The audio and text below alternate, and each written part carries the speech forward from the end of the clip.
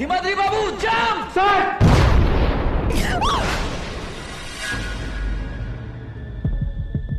অনুরাগের ছোঁয়া ধারাবাহিকের আজকের পর্ব। ধারাবাহিকের শুরুতেই আমরা হসপিটালের দৃশ্য দেখতে পাই। সেখানে সুদীপা ডাক্তারকে বলছে, কাকা আমি চলে এসেছি।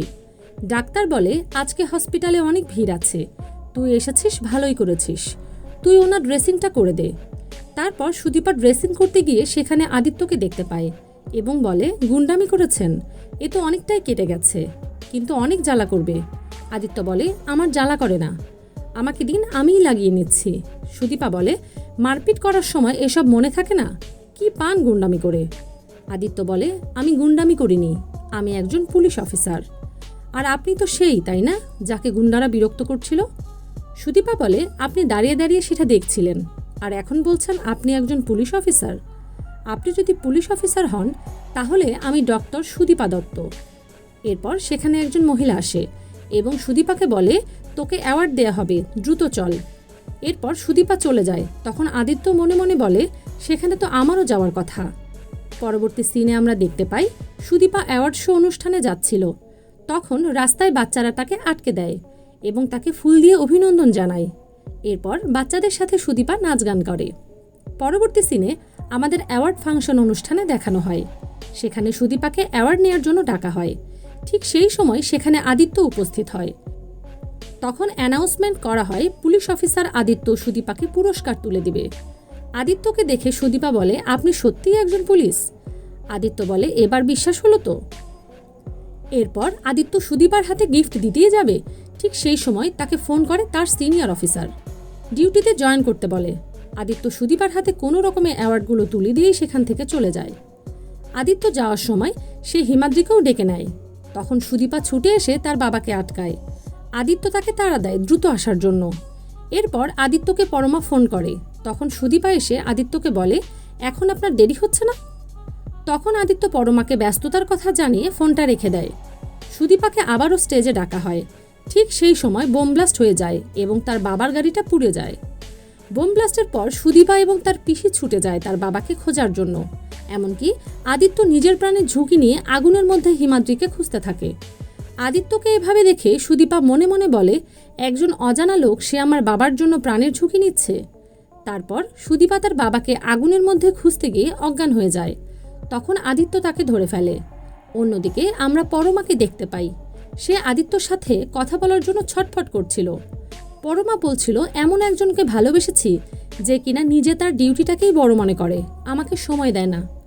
পরমা যখন এসব বলছিল তখন মা কাজ করতে করতে সব শুনছিল। এরপর পরমার বাবা সেখানে চলে আসে। তখন পরমার বাবা এবং মা দুজনে মিলেই পরমার সাথে দুষ্টামি করতে থাকে আদিত্যকে নিয়ে। পরবর্তী সিনে আমাদের আবারও বোম ব্লাস্টের জায়গায় দেখানো হয়। সেখানে গাছের আড়াল থেকে হিমাদ্রি বের হয়ে আসে।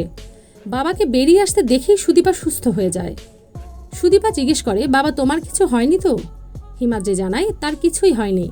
আদিত্যর কথা শুনে সে গাড়ি থেকে লাফ দিয়েছিল বোম ব্লাস্টের আগেই। তারপর হিমাদ্রি আদিত্যকে ধন্যবাদ জানায়।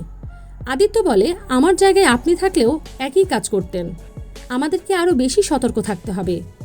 তখন সুদীপা বলে, যাতে আরও সন্ত্রাসীরা বোম ব্লাস্ট করাতে পারে, তাই তো? আপনি এখানে আসার পরই বোম ব্লাস্ট করানো হয়েছে, যাতে আপনি ভয় পেয়ে এখান থেকে পালিয়ে যান। এই সন্ত্রাসীগুলো তো এটাই চাচ্ছে, যাতে এই গ্রামের সকলকে তারা দমিয়ে রাখতে পারে। আমার বাবা অনেক উপকার করেছে, কিন্তু আমি আর তাকে কিছু করতে দেব না, আমি বাবাকে নিয়ে চলে যাব। আদিত্য হিমাদ্রিকে বলে, আপনার মেয়ে যদি এতই ভয়, তাহলে এত বছর কেন আপনি চাকরি করেছেন? সুদীপা বলে, পুলিশের চাকরিটা অনেক রিস্ক, এটা আমার একদমই পছন্দ না। এটাতে এমনও হয় মানুষের প্রাণ নিতে হয়, কিন্তু আমরা ডাক্তাররা মানুষের প্রাণ বাঁচাই, প্রাণ নেই না। আদিত্য বলে, আপনি এখনও ডাক্তার হননি, আগে ডাক্তার হন, তারপর এসব কথা বলবেন।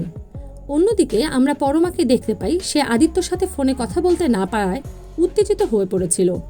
তখন তার বাবা বলে, যে ছেলে আমার মেয়েকে সময় দিতে পারে না তাকে আমি মেনে নেব না, সে বাদ। আমি নতুন করে ছেলে দেখব আমার মেয়ের জন্য।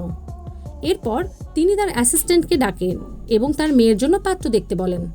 অ্যাসিস্ট্যান্ট বিভিন্ন ধরনের ছেলের ছবি দেখায়, কিন্তু পরমার একটা ছেলেও পছন্দ হয় না। এরপর পরমার মা তাকে নিষেধ করে এসব করতে। শেষ সিনে আমাদের দেখানো হয়, সুদীপা আদিত্যকে বলে, আপনি তো এখানে এসেছেন অপরাধ দমন করতে, তাহলে সুন্দর নামে এখানে একজন আছে, তাকে দমন করুন। জানি পারবেন না, কারণ তার মাথার উপরে একজন ক্ষমতাশালী হাত রয়েছে।